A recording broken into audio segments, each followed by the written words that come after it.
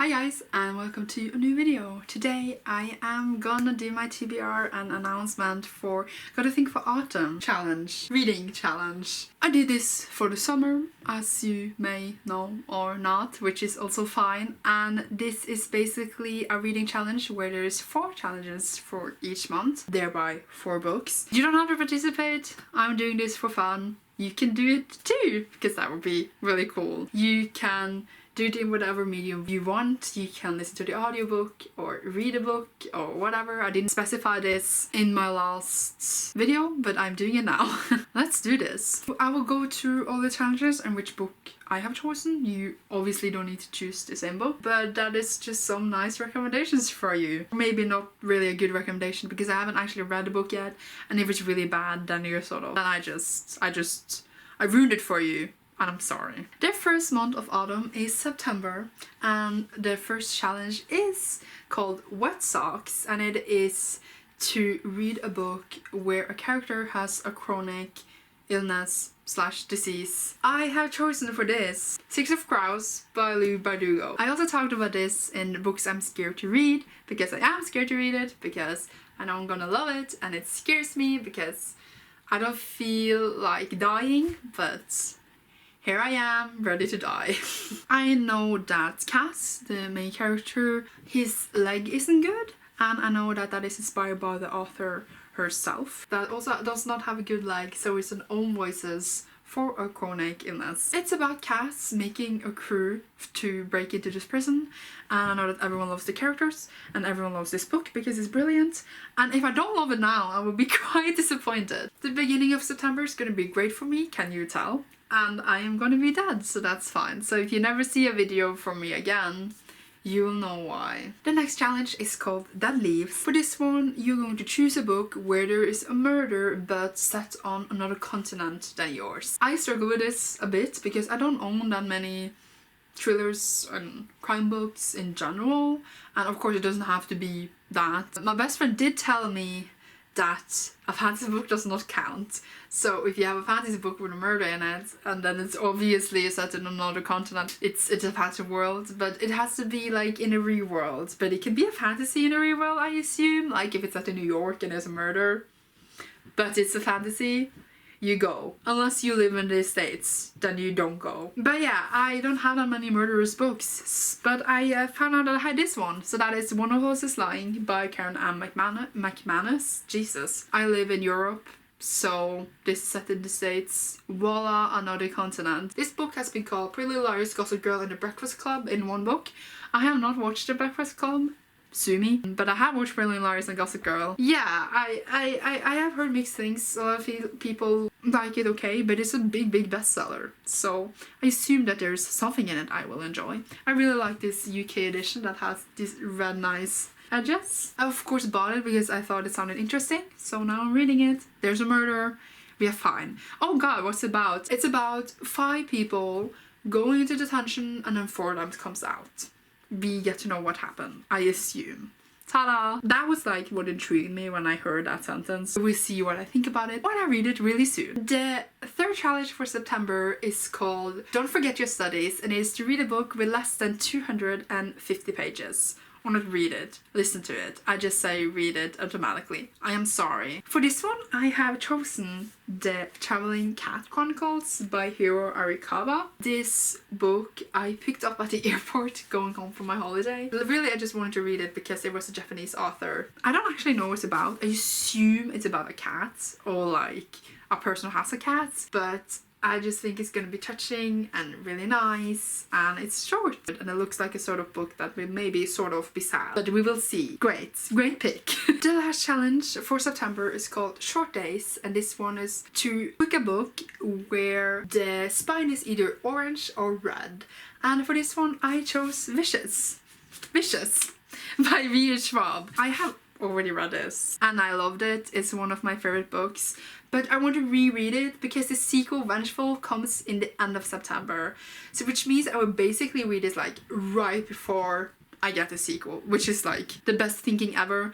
Will I read the sequel at once? Probably not, because I never do, but if I do, it's perfect timing. I wanted to listened to this on audiobook like months ago because I knew the sequel was coming out this year. But guess what? It's not on Audible, and I felt personally attacked. It's fine though. I love to reread books on audiobook. I don't like to read them, I like to listen to them. But when that's not an option, I guess I have to read them. I am excited to dive in and meet Ellie, my baby again, and be emotional and know that I will get a sequel. We are now in October, which means that it is time for horror books and dark scary books because it's Halloween, I guess. The first challenge is to read a dark fantasy novel. I struggled so much finding out what really dark fantasy was, but I figured it out, I think. If this is not really a dark fantasy, I will be mad, but it stood on Goodreads. Maybe you should not always follow Goodreads, but it stood there. I am going with it. The book I chose is The King of Thorns by Mark Lawrence. This is the second book in the Prince of Thorns series. I read the first book. Was it last year? I think it was last year. And you know, I have focused on sequels this year, and as you can see, I haven't picked that many sequels. Oh well, Six of Crows is a sequel to the Grisha trilogy, so it counts. And Vicious is to read a sequel to another book. I am doing this so well. This follows Jorg, who is really not really like a nice guy. He murders and does a lot of awful things. It's about him going against his father, basically. I guess. It's dark and full of murder and stuff. And I thought like that was a nice way to know if it's a dark fantasy. It's like a lot of murder. It's not like a nice main character. But it also said that a dark fantasy book is something that has horror elements in it, but I'm not sure. I'm not the one making the genres, okay? But this world has like people who dies who comes back to life. Not really as zombies, but sorta. So I guess that's a horror element. So we're rolling with it. It's at least a really murderous book, and it's a sequel, so I get bonus points. The next challenge is called Atata Kunai, which is the Japanese word for warm, but set in negative tense. So it's basically not warm. Basically cold is to read a horror book set in Japan or inspired by Japanese culture, but it needs to be a horror book. I have chosen Another by Akita Ajatsuji. God, I'm sorry. This is the novel that has inspired the manga series and anime series. I have watched the anime series a long time ago, but reading the novel doesn't seem like a bad idea, and getting into like Japanese horror novels don't seem like a bad idea either, and read more Japanese inspired things because I love Japan and I am studying Japanese. It's about a person who transfers.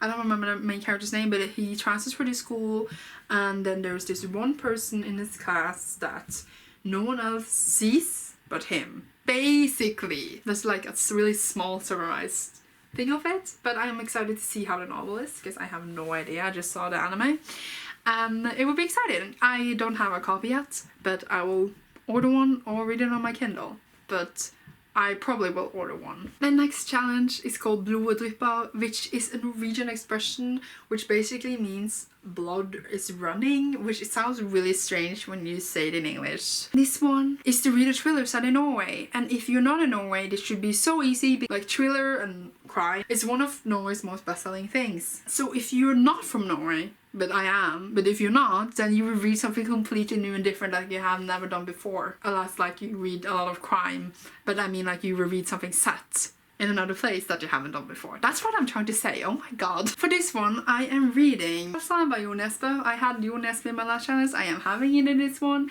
and it's because I'm getting through this series.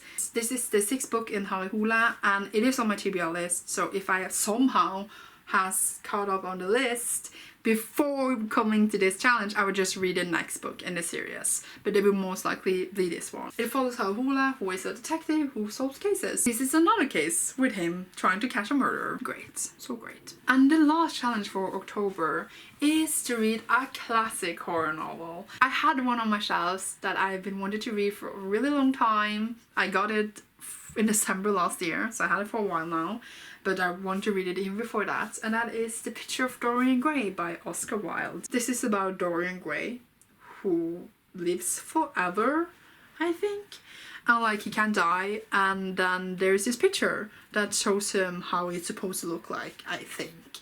I am not sure, but it's a classic. You probably heard about it, and I am excited to pick it up. It's not that long either, but the writing in classics sometimes just ruins it for me, but we will see how I feel about this one. And I love these nice Penguin English Library editions, if you're curious which editions I have. We are now in December. No, wait. We are now in November. December. Oh my god, that's the winter month, and I am apparently done for here.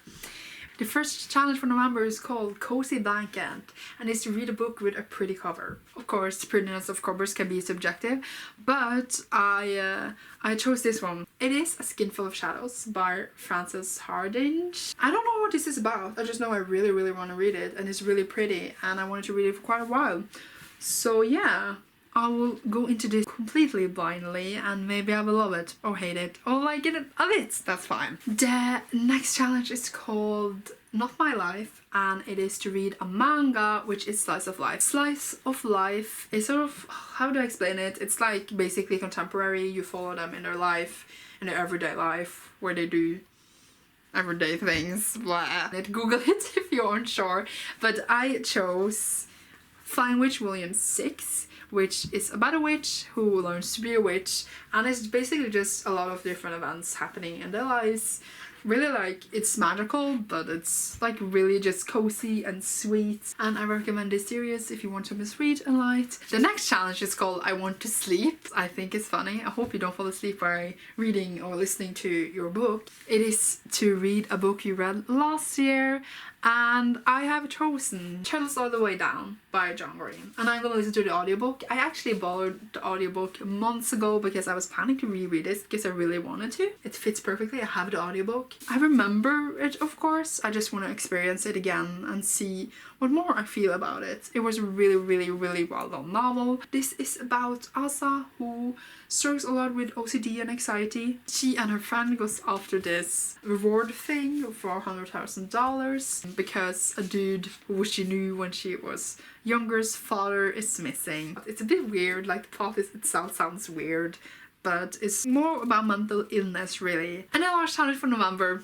it's sort of funny and complicated, but I will explain it to you, and it's called Fuck Everything. Yay! What my best friend gave to me was read The Last Wish by Andrzej Sapkowski, which is the first Witcher book, and play the game before the new year, The Witcher 3. But if you, a viewer, a dear friend, whatever, want to do this, you do not have to read The Last Wish, which I have here, and you do not have to play The Witcher. It's fine. What I am giving you to a challenge, because I turn it around a bit, is that you are to read a book inspired by a game or that has inspired a game, like this book inspired the Witcher games. But yeah, so you could read a World of Warcraft book, something else that has been made into a game. I know that Harry Potter even have a game, a bad game but still a game. You could read that one if you want to. I am reading The Last Wish and apparently playing The Witcher in December, which like doesn't make any sense since the challenge is over, that it's not autumn anymore, but we're rolling with it. I think it's funny. You might think it's odd, but it's funny for me.